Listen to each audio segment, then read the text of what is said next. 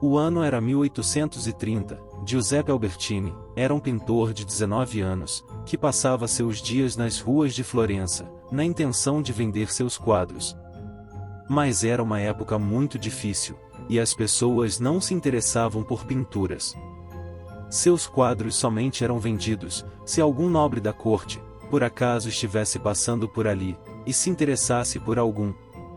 No mais, ele ganhava vida, fazendo retratos das pessoas para que elas colocassem nas paredes de suas casas. Ele mal conseguia o suficiente para comer.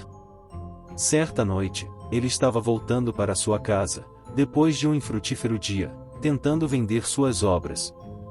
Para se chegar em seu endereço, Giuseppe precisava atravessar uma das inúmeras pontes que cortavam a cidade.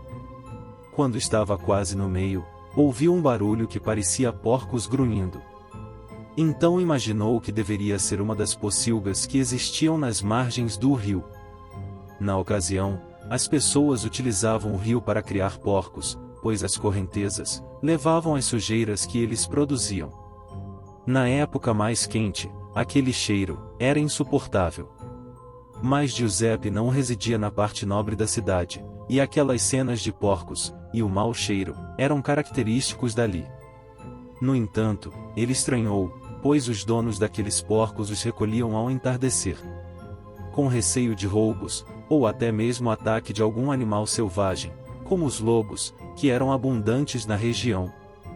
Mas depois, ignorou aquilo, pois estava muito cansado, e precisava descansar, para que no dia seguinte, continuasse sua rotina, de tentar vender seus quadros. Giuseppe por dentro, amaldiçoava a vida que levava, sabia que tinha que fazer algo para mudar aquilo, só não sabia o que. Portanto, continuou seu caminho. Quando estava quase chegando do outro lado da ponte, um homem bem vestido chamou. Obviamente pelas vestes, se tratava de um nobre. Giuseppe estranhou aquele homem ali, mas ainda assim viu uma oportunidade de vender um de seus quadros. Parou, e estendendo a mão, e foi de encontro àquele senhor. O nobre senhor, cumprimentando-lhe, apresentou-se como Vespúcio Sintra. Disse que estava interessado em um daqueles quadros. Vespúcio disse que estava passando com sua esposa, e ela viu os quadros dele e gostou muito. Só que eles estavam do outro lado da praça, e quando conseguiram contornar, Giuseppe já havia partido. O pintor então, foi logo se apressando em tirar seus quadros, que estavam enrolados na mochila. Ele vendia a tela, o comprador se encarregaria da moldura. Das mãos de Giuseppe, Vespúcio pegou, e examinou as obras, e pediu para que Giuseppe desse o preço. Pois ele levaria todas. Ele mal pôde acreditar, e surpreso, falou: "O senhor quer comprar todas elas?" Pegando uma bolsa de moedas, Vespúcio falou: "Sim, faça seu preço."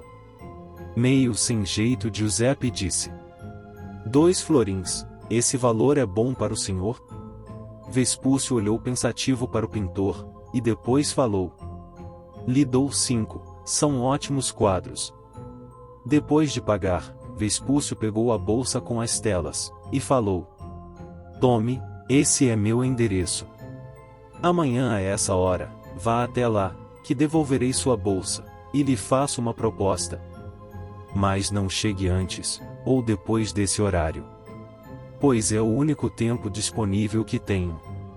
O horário era exatamente à meia-noite. Apesar de ser impróprio para tratar de negócios, Giuseppe não reclamou, e dando um largo sorriso, confirmou que iria. Ele mal conseguia acreditar que tinha dinheiro para se sustentar por vários meses, sem precisar pintar qualquer outro quadro. Com aquele dinheiro, ele poderia até se mudar para uma casa mais confortável, em um melhor lugar da cidade. Passou o resto da noite em claro, pois a excitação de poder ter uma vida melhor por meses não o deixava fechar os olhos. Giuseppe chegou até a pensar que poderia pedir a mão da nobre Laura Lutini. Certamente o pai dela, o Sr. Cristóvão Lutini, não iria recusar, se ele desse uma daquelas moedas, pela mão da filha.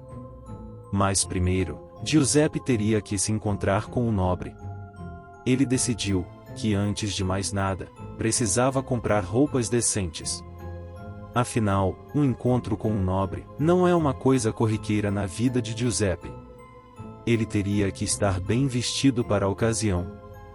Em suas compras, Giuseppe adquiriu também uma bolsa de melhor qualidade para levar suas telas. Certamente, ele não mais usaria aquele pano encardido para transportar suas agora valorizadas obras.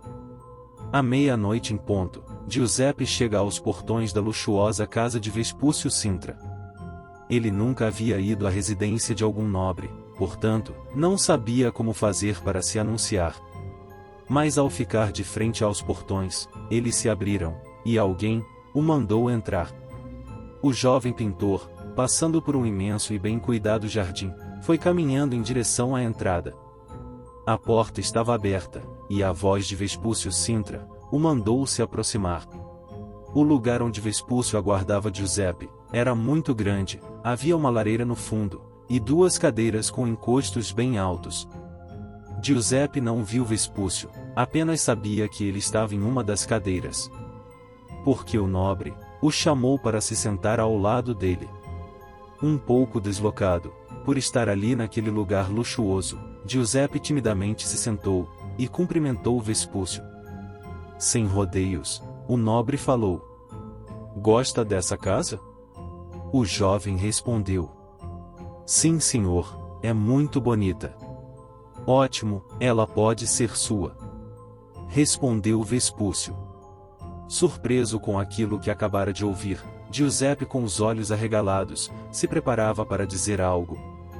Mas Vespúcio, impedindo, falou: "Você é um artista muito talentoso, e merece ter o que a vida tem de melhor a oferecer. Nesse momento, eu sou a vida, e lhe ofereço essa casa, sucesso em seus quadros, e dinheiro suficiente para se casar com Laura Lutini, e passar a vida no maior conforto. Sim, sei tudo de sua vida. Estou lhe oferecendo uma oportunidade de sair da vida que você não gosta. Se tem interesse em ouvir o que quero lhe propor, podemos discutir os detalhes. Todavia, não me venha com perguntas tolas. Posso responder a cada uma delas. Mas alerto. Ao fim das respostas, irei embora, sem qualquer chance de acordo. Então, o que me diz?" Na cabeça de Giuseppe, haviam várias perguntas, mas ele pensou: o que adiantaria ter as curiosidades sanadas, se ao final, não irei ter nada? Então Giuseppe falou: "Quero ouvir a proposta." Vespúcio, maliciosamente sorrindo, falou: "Ótimo, você só precisa apertar minha mão, e não dizer nada a ninguém sobre mim. A ninguém mesmo, pois se algum dia revelar isso, perderá tudo. Aceita meus termos?" Giuseppe, apertando a mão de Vespúcio, disse: "Sim, aceito." "Mas o que devo fazer?" Vespúcio apenas disse: "Já está feito." Ao dizer isso, sumiu bem diante dele. Tudo estava confuso na cabeça de Giuseppe, ele nem sabia o que fazer. Afinal, aquela casa é dele, ou não? Estava completamente perdido em seus pensamentos, até que alguém lhe toca o ombro, e fala: "Senhor Giuseppe, posso me recolher?" O rapaz olha, e vê um senhor de meia idade ao lado dele, com um sorriso acolhedor. Então falou: "Sim, Marco, pode se recolher." Ele nem sabia de onde conhecia o tal senhor. No entanto, as falas saíram naturalmente da boca dele. Giuseppe estava cansado, e automaticamente, subiu as escadas, entrou em um quarto muito confortável, e se deitou em uma cama macia, e bem aconchegante. O rapaz estava naquela casa, que há alguns minutos não era dele. Mas tinha a sensação, que já morava lá, há vários anos. E conhecia todos os ambientes. De repente, alguém se mexe ao lado dele. Era Laura Lutini, que dormia profundamente. A mulher que ele tanto amava, agora estava ao lado dele, ocupando a mesma cama. Isso o pegou de surpresa, ele não sabia que ela estava ali. Pela luz do lampião, ele admirava a beleza daquela mulher. Ela tinha os cabelos negros e cacheados, e cobriam seus ombros. Giuseppe nunca havia chegado tão perto de Laura, a ponto de sentir o perfume, que emanava de sua pele.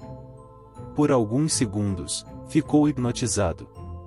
Laura, sentindo a respiração dele, bem próxima a ela, abriu os olhos, e sorrindo falou: Giuseppe, você estava até agora trabalhando nas pinturas, não é?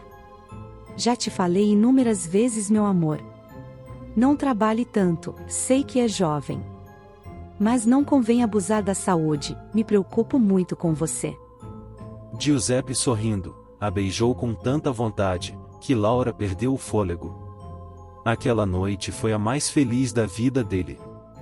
Giuseppe, em pouco tempo, se tornou o pintor mais rico e famoso de Florença. Reis da Europa inteira disputavam seus quadros. O único sonho, que ele ainda não havia realizado, era o de ter filhos. Mas isso também estava para acontecer. Certa vez, por volta da meia-noite, Laura sente enjoo, e não consegue parar de suar. Um médico é chamado, e ele confirma. Laura Lutini estava grávida de gêmeos. Giuseppe não poderia estar mais feliz. Todos os seus sonhos se realizaram. Laura teve uma gravidez muito tranquila, e seu casal de gêmeos nasceu com saúde. Os quadros de Giuseppe continuavam vendendo, todos respeitavam o pintor Albertini. Luca e Giovanna eram muito amados pelos pais. Giuseppe e Laura eram uma família muito invejada. Uma certa noite, porém, Laura e Giuseppe estavam tomando uma taça de vinho, junto à lareira. Os filhos Luca e Giovanna chegaram e se acomodaram no tapete, e ficaram conversando com seus pais. O casal de gêmeos completaria 15 anos de idade, na manhã seguinte. Depois de muitas risadas e brincadeiras, Luca e Giovanna adormeceram lá no chão mesmo. Giuseppe, olhando para eles, falou: Laura, nossos filhos são lindos. E eu jamais poderia imaginar que depois de 15 anos, minha vida estaria assim hoje. Laura, confio tanto em você, que preciso te contar uma coisa. Tanto tempo se passou, que acho não ser preciso mais guardar esse segredo. Laura, interrompendo Giuseppe, falou: Querido, segredos são chamados assim, para que não sejam revelados. Insistindo, Giuseppe disse: Mas Laura, não podem existir segredos entre pessoas que se amam, e eu amo muito você. Laura, mais uma vez interrompendo, falou: Por favor, Giuseppe. Não se conta segredo. Alguém deve ter pedido para que não seja revelado, não é? Mas ele estava determinado a contar para a esposa. E começando falou: O nobre senhor, Vespúcio Sintra, apareceu na minha vida e ela se transformou, sou muito grato a ele. Depois, relatou tudo o que aconteceu, desde o primeiro encontro com o nobre, até aquele dia que ele viu Laura na cama ao lado dele, pela primeira vez. Naquele instante, Laura baixou a cabeça, e escondeu o rosto entre as mãos. Luca e Giovanna acordaram, e gritaram como se sentissem dores. As roupas deles viraram retalhos. Uma pele esverdeada e gosmenta surgiu. Dentes grandes e finos apareceram, e asas cresceram nas costas daquelas criaturas que antes eram Luca e Giovanna. Laura olhou para os filhos, e depois, com fúria, segurou Giuseppe pelo pescoço, e o levantou bem acima da cabeça dela. Os olhos estavam vermelhos. A pele dela, que antes era macia, foi se abrindo, e deu lugar a escamas duras e esverdeadas. A moça se transformou em um réptil. Mas a cabeça ainda era humana. Laura, com uma voz grotesca, falou: Eu disse para você não contar. Mas você não ouviu. E agora condenou a todos nós. Quando acabou de dizer isso, um dragão surgiu atrás de sua linda esposa. Esse dragão abriu a boca, comeu a cabeça de Giuseppe, e jogou o corpo inerte no chão. Logo em seguida, desapareceu. Asas então cresceram nas costas de Laura, e ela pulou pela janela, e foi seguida pelas criaturas menores. Voaram até a igreja mais alta de Florença. E lá se transformaram em pedra, e nunca mais se moveram. Dizem que essa foi uma das origens das lendas das gárgulas.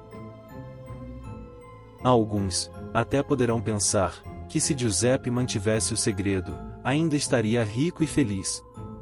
Mas o lado obscuro jamais daria algo, simplesmente por dar. Existe sempre um preço.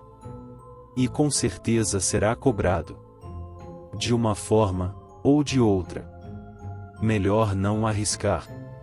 Buscar sucesso pelo seu próprio esforço pode ser penoso e demorado. Mas a recompensa não será passageira. Bem, dimensionistas, chegamos ao fim de mais um conto diferenciado e muito empolgante. Esperamos que tenham gostado. Se gostaram, não se esqueçam de se inscreverem, de deixar seu like e comentar. Se puderem, por favor, compartilhem com seus amigos, parentes e vizinhos que se interessam por esse tipo de conteúdo. Apresentem-lhes o canal. Agradecemos todo o apoio recebido. Uma boa noite a todos. Muito prazer em tê-los aqui.